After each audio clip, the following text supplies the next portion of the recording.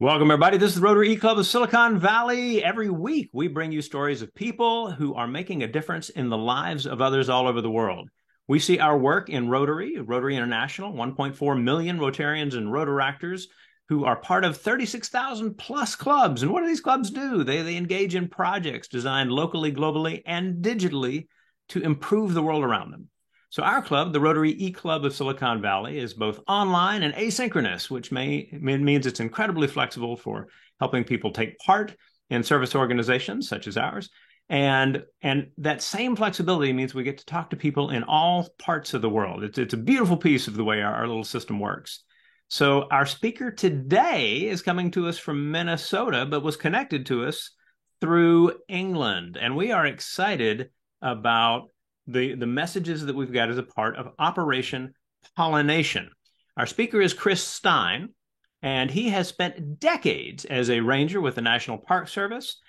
He is a passionate defender of the environment, and we are going to learn some cool things about the nature of pollination and the ways clubs and districts can be part of the work going on with this effort that's part of SRAG, the Environmental Sustainability Rotary Action Group. Chris, we are excited to have you, and I hand the mic over to you. Thank you, Rushton, and I'm excited to be here. I want to first off just thank you for the invitation of inviting me to speak to this unique club. I mean, every club is unique, but you are unique. And I want to thank the guests that have joined us as well. Today's presentation is called Operation Pollination. It's a 7th area of focus environmental framework.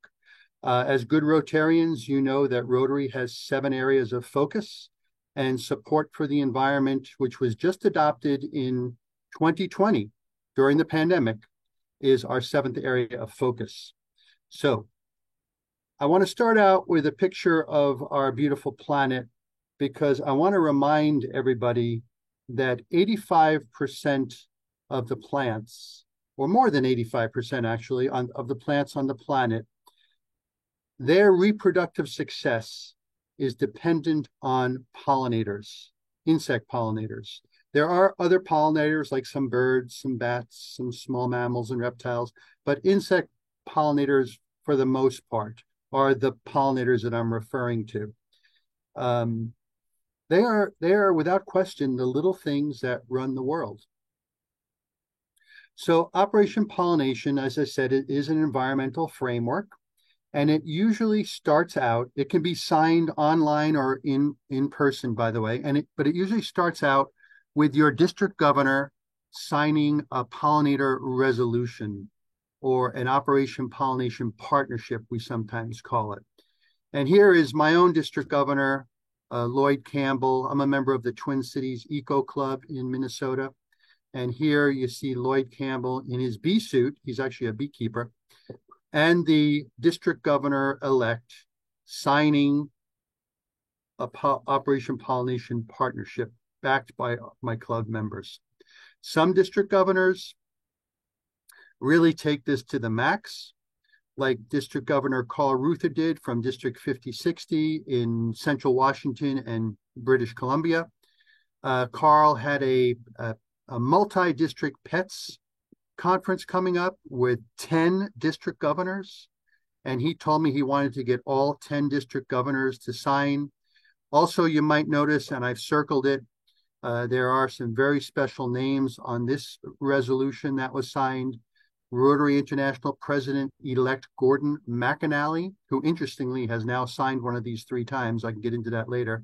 John Yuko, our CEO, and then 2 Rotary International directors also signed. So signing a piece of paper, so what? The next step, the so what, is that once the DG signs, the district governor signs, all clubs in the district are covered under Operation Pollination. Then it's up to a club, up to the individual clubs to decide whether they want to participate. And they do that by signing a pollinator pledge form. Again, this can be signed in person, a hard copy, or online. We do prefer online as well if you're going to sign a hard copy, just so we can track who is signing out there. And a pollinator pledge is different from a resolution, and in that a resolution is a high-level document given the state of the world of pollinators. You know, they're in trouble. Rotary is an organization that is primed to help because we're a service organization. A pollinator pledge is a commitment to actually act. This is the take action part, and that's why I've included a couple of action slides here from clubs all around the world that have actually signed pollinator pledge forms. Now, just to show you how serious this is, our own Rotary International president, Jennifer Jones, out of the Evanston office, headquarters of Rotary, has signed. This is her signing with district governors from the Great Lakes. This was just this past September. In this presentation, I've put in a couple of maps that where there's a concentration of districts that have signed. So far, there's 6 countries around the world that have signed. There's districts in 6 countries around the world. The United States, primarily, there have been 25 states where districts have signed in the United States. And here is a nice collection around the Great Lakes. And those districts that you see with a star, those are districts who have signed Operation Pollination Partnerships. And now it's up to their club presidents, if they choose to sign a pledge form. A couple of more states. Just this past weekend, we had District 6780 in East Tennessee sign. I have a photo of that coming up here. But that just happened literally 2 days ago. So here is a complete listing of the districts that have signed. None in Italy, by the way. Only one in England. I'd love to get more over in the British Isles. Northern California has signed. Central California has signed. Not the Bay Area, or not the LA area. But these are the districts. And now I'll just wrap up this program by showing some actual signing ceremonies. This was the Great Lakes Pets, President-elect training, for those who are not familiar with Rotary acronyms. So this is a collection of district governors who decided that during their pets conference, they would sign a partnership. And it happened to be that Gordon McAnally, the guy in the center, our Rotary International president-elect, he was also at this one, and he signed. This one happened a couple of weeks ago in Northwest Alabama.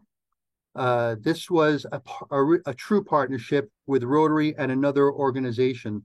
The other organization was the National Heritage Areas of the United States. So here you have 2 National Heritage Area executive directors and 2 Rotary district governors. And the smiling guy on the right, I just want to point out that that is past Rotary International president, Mark Maloney. Mark Maloney was the president when the 7th area of focus was adopted in 2020. And it just so happens that he lives within one of these national heritage areas called Muscle Shoals National Heritage Area. You might recognize that name from rock and roll days. There are some music studios there. The Muscle Shoals studio. The Rolling Stones, don't want to exclude our British folks here on the phone. The Rolling Stones actually recorded at Muscle Shoals now and then. But anyway, Mark Maloney lives within the Muscle Shoals National Heritage Area, and he told me he was very pleased to sign this environmental framework. 2 weekends ago, this was my own district conference. We had 3 district governors sign. You can do it different ways. There's Lloyd Campbell again, the guy on the left. You saw him in the beginning. He signed already, but he signed again with 2 of his peers. This was 3 district governors. And this just happened on Saturday, this past Saturday. This is down at Dollywood in Tennessee, just north of the Great Smoky Mountains. I used to live there in Gatlinburg, Tennessee, when I was a ranger at the Smokies. So I've been to Dollywood. This is the district. I call it the district governor string. So in the center is the district governor signing. To his left is the district governor elect. She will take over office this July. And then to his right is the district governor nominee. That gentleman will take over in July 24. So they're trying to provide continuity. And that is something that, given Rotary's quick turnover of leadership, that is something that we really are lacking and really desperately need. So if you can, if anybody on this call is interested in signing a resolution or, again, an Operation Pollination Partnership, I strongly recommend that you do it with your district governor string to get that continuity. Right now, you could take out your iPhone if you have one, you could scan this QR code, and you could immediately go to the Pollinator Pledge. That's kind of like jumping over the resolution, but you can go right to the pledge, and that's what your club would be signing. Again, it's a commitment to act, to do something good for pollinators. So what's next? We have over 50 districts around the world who have signed in 6 countries around the world. We're trying to make this a Rotary movement. And I could use your help. Those of you who are on this Zoom, or those of you who might be listening to it afterwards, if you're in a district from somewhere around the world and you want to get involved with this extremely easy environmental framework, please reach out to me and I will gladly help you. And go to this website at the bottom, srag.org/pollinators. There you will find a resolution, and there you will find a pledge form. It's really that simple. And I'm going to just end today's program with a little bit of pollinator humor. I like this one because I kind of use it as a metaphor for change, metamorphosis, of course, change. If you haven't been involved in something like this, if you are the larva in this photograph, the caterpillar in this photograph, and you want to become the butterfly, please sign the Operation Pollination Resolution. And I just want to thank those who have personally joined this morning. I know that you might be watching this in the evening or in the afternoon or whenever, but I want to thank those who joined today. So thank you, Rushton, and now I turn it back to you. Such a pleasure, Chris. Thank you very much. We are going to shift to Q&A in here in just a minute. Before we do, I'd like to introduce the group that we've got on the recording.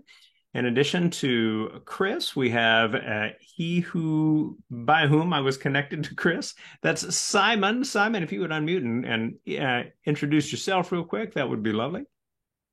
Hi, my name's Simon Yates, and I live in the town of Crewe in the northwest of England. I've been a Rotarian for over 30 years now. And I met this guy over the COVID period, Chris Stein, and he's been my mentor. He's introduced me to something which I was already interested in, but I'm now absolutely passionate about, and I just want to encourage as many people as possible to get involved. Thanks a lot, Rushton. Thank you, Simon. We'll shift to Deacon Christopher in the San Francisco area. Yes, I'm a member of Rotary Club Silicon Valley. My classification is education. I'm Deacon Christopher, and I was just interested in this program because I did know, and I'm fascinated that 2020 was the year that all of this started, because I did notice, with all of us being shut down, a huge change in our environment here in Northern California. We did start seeing more bees and more the things that we had not seen before, because I don't know why, but it just seemed that there was some kind of a changing going on, whether it was people were all shut down, there was not as much in the gas or oil in the air, I don't know. But thank you for your presentation. Look forward to learning more. Thank you, Deacon Christopher. And our treasurer in Italy, Cecilia. Hi, everyone. I'm a member, obviously, of the Rotary E-Club of Silicon Valley. And since moving to Italy, I've also become sort of involved with a local Rotary Club, which is a really wonderful organization, and also at the district and regional or zone level, because I'm doing a lot of work in Ukraine. So you have to reach out and find the people that are doing that. Also, next week, I'm attending a Rotary District Conference in Turkey, where the friends I'm staying with have an environmental association that is dedicated to preserving a pure species of bee. And so maybe I can get you some connections there. Well, Cecilia, if I could just jump in 1 second, Rushton, the district governor that's had his 10 district governor buddies sign a resolution. I showed you a photo of that. He did that in 3 days, just so you know, 3 days. So anything is possible. So if you're going to Turkey and you speak to your friends there and they want to sign a resolution at their conference, just let me know and I'll help generate one for you within 5 minutes. Excellent. Excellent. All right. And in the UK, in Ormskirk, Paul, if you would unmute and go ahead and introduce yourself. Hello, everybody, and hello, Rushton. We met at the recent eRyla event in Europe in virtual space. I'm from the Rotary Club of Ormskirk, and that is near Liverpool in the UK. My district, which is the northwest of England and the northern half of Wales, has signed the resolution, and all of my 71 clubs are aware of it. I've appointed a district environmental lead, which isn't Simon. Simon is the voice of Operation Pollination in the district. Simon goes and evangelizes the clubs and persuades them to sign the pledge. And he must be very persuasive, because at the moment everybody is talking about him in this presentation. And I think Simon has probably got some ideas of practical projects that clubs can do. When I went to one of the clubs that Simon had recently talked to, they presented me with 2 envelopes, one containing parsnip seeds and the other containing onion seeds, which had been harvested locally.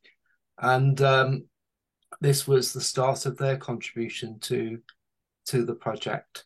So I do encourage you to encourage your districts that if you don't already have an environmental lead, that one should be appointed. And if you're not aware, then perhaps either you haven't got one or they're not active.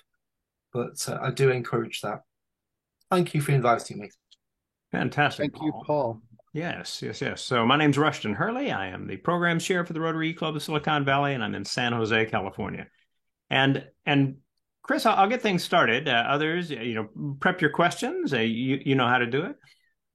The idea of getting people to look at this and to make a pledge to doing some kind of action seems to be especially flexible, which I think introduces a lot of opportunity for creativity, right? And I'd be curious to know, a little bit about some of the examples. This is actually kind of in line with a question that Simon had in the chat as well.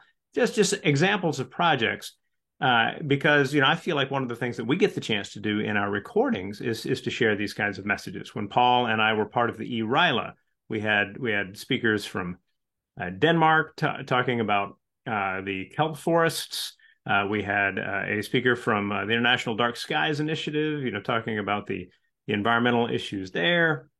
We had a member of the UN Global Compact team talk to us. Really, really fun stuff. So that opportunity to partner with SRAG and to share stories that can inspire more and more and more projects seems very exciting. That's a long-winded question to get to. What kinds of things are you seeing in the different clubs that make you excited about the work that you are doing on top of your regular job and Rotary commitment? Well, that's a great question, and I'm so happy that you asked it. And I just should point out my background photo. My background photo is not Minnesota. It's from the British Isles. It's Scotland. and that is some pollinator plantings along a trail that they did, and they shared that photo with me to just show them, what are the possibilities. Certainly, it's much nicer to look at that than it would be a mowed grass, right? So Operation Pollination, as I hope I was able to communicate in a short amount of time, is a framework. It's an environmental framework. It is not a prescription. It does not tell you what to do. It's an umbrella. You hang your individual projects under that umbrella. What can you do? You can do anything, and you can actually do nothing to be part of this. And let me just explain that. So right now it's May, and I'm not sure if this is a worldwide phenomena yet in the northern latitudes, but we have something called No Mow May. Have anybody heard of No Mow May? So people who are asking me what can they do in May, I say nothing.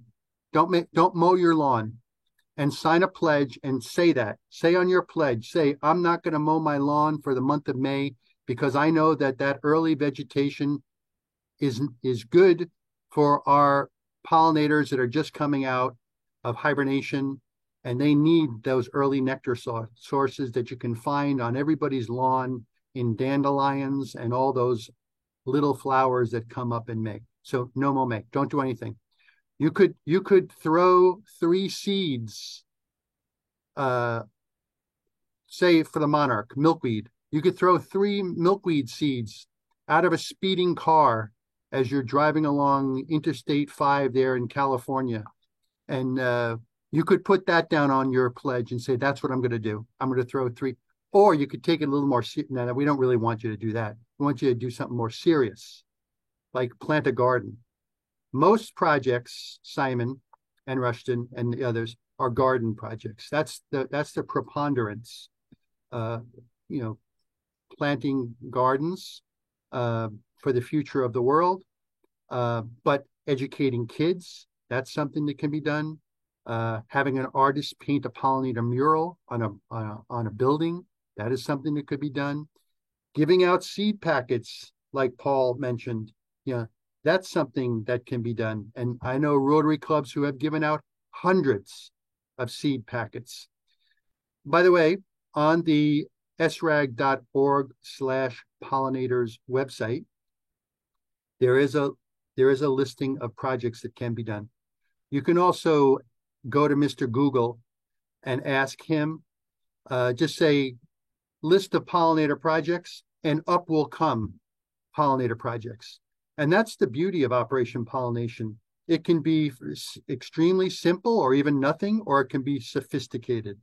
I will tell you, I personally prefer a little bit more sophisticated project than No Mow May or throwing seeds out of a speeding car. Planting a pollinator garden is a nice thing to do. And I will tell you that in urban and suburban areas in particular, if you live in one of those areas, these areas are really needed because there is a lack of food in those areas. So if you want pollinators in your city or in your suburban area, you need to provide a food source for them. Otherwise, they won't be there. I'm not so worried about the countryside. The countryside can kind of take care of itself, maybe. But it's really those urban, suburban environments where most of us live anyway, where it really could use the help. Also, I should say this, and I didn't. This program I gave you, by the way, was in a very abbreviated program.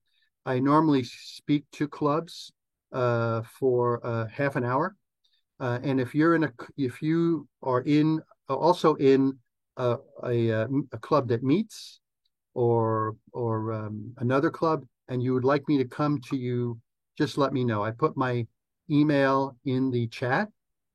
Please contact me anytime. Also, as a Rotarian, I'm pretty sure that you're a good networker. I'm pretty sure, because Rotary tends to attract those people who like other people and are good networkers. And if you are a good networker, please recruit other organizations in your community to also sign a pledge. These organizations can be large, small, government, non-government, for-profit, not-for-profit. Everybody, this is a very inclusive framework.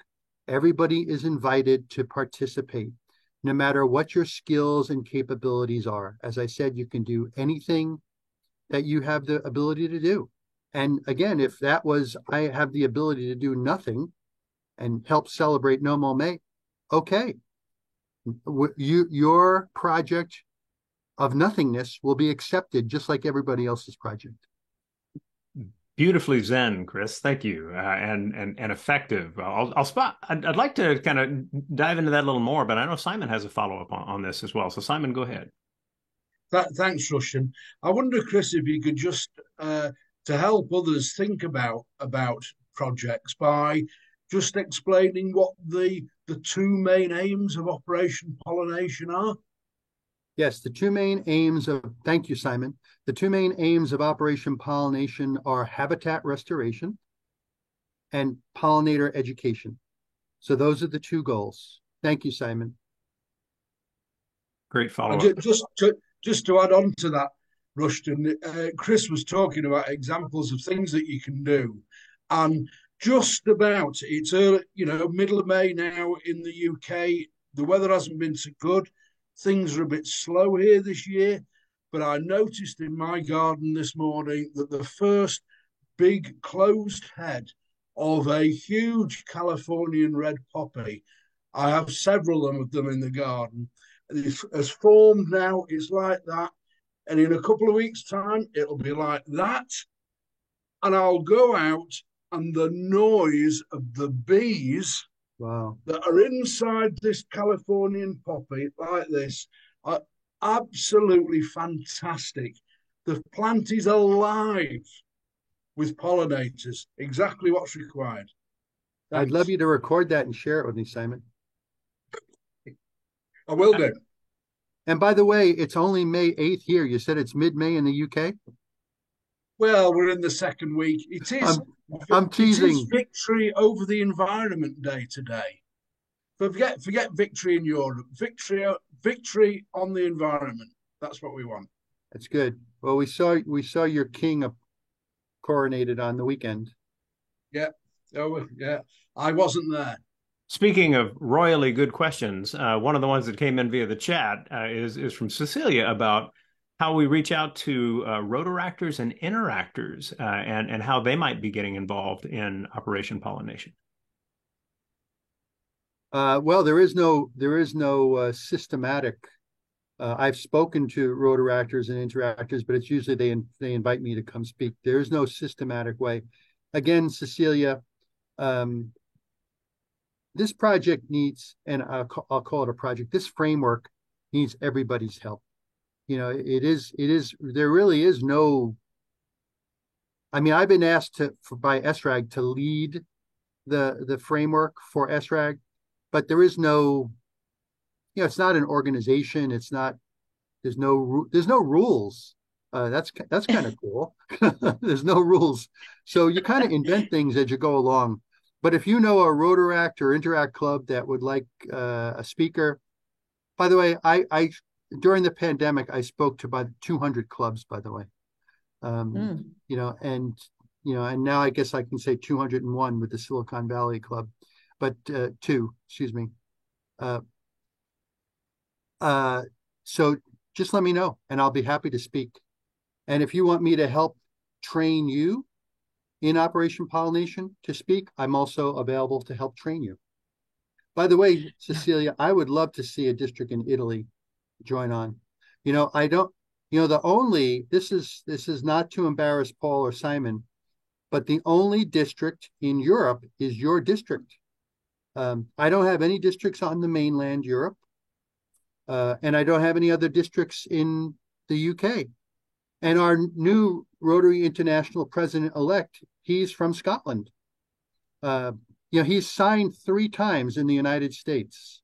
How about we get him to sign in Scotland, right? Now, I'd love to show that photo of him signing in Scotland. Anything, Paul and Simon, you can do to help, let me know. So clearly, what you're doing is you're representing opportunity here as well, right? So the idea that a framework is an opportunity to move forward, inviting people to work with their club mates and their district colleagues and things like to launch different possibilities, to connect with others in order to do this, is something that not only means that there's a variety of projects, but I also hear you saying that there is a need for more people who might individually be interested in getting involved to help learn to follow up with the communication and track some of these things and pull in more and more example stories so as to inspire more and more projects. One of the beautiful things about the system that you've got is that there are very, very simple ways to get involved. And of course, if people are going to do more sophisticated projects, then getting involved in some way is a nice start. How true. Definitely. And by the way, if I do a lot of connecting Rotarians to other organizations, and by the way, all this, given our internet capabilities, all of this is available right at our fingertips. But some people, ask me, well, what about an organization that might provide free seed, And I know some organizations that do that here in the United States. I don't know any in other countries of the world, I'm embarrassed to say, but I do know some in the United States. And I can help connect you with an organization that may provide free seed. Oftentimes they have a requirement, size-wise. They're not as loose as Operation Pollination is, with the no rules. But if I can help connect, or if I don't know an answer to your question, by the way, I'd love to do the research into finding out that answer. If Simon, you were to tell me, yeah, what's a place in England that provides free seed? I'd say, I don't know, but I'm willing to research it, Simon. Yeah. Do you have any places over there that do that? Not that I'm aware of. I can get trees. I can get trees from the Woodland Trust, and we've done that before now. Good. 100 saplings and plant them. Seeds, I don't know. I'll have to look myself, Chris. Yeah, well, England is a real leader on the pollinator front. So do know that. I think we got time for one more quick question before we finish the recording, although we'll keep talking to you afterwards because that's part of what we get to do, given the way we have our system at the Rotary Club of Silicon Valley. Deacon Christopher asks about genetically modified organisms and where that may be an issue for seeds. Is there an issue of more and more seeds not being, kind of what they need to be due to some kind of manipulation? Is that something that you've covered at all with your work? I don't, but I will tell you, talking about GMOs and seeds and some of the big companies that provide these seeds, it's a pet peeve of mine and a lot of people interested in pollinators, and that is these pesticides called neonicotinoids. You may have heard about them.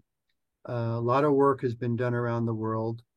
They're often blamed for colony collapse disorder with honeybees.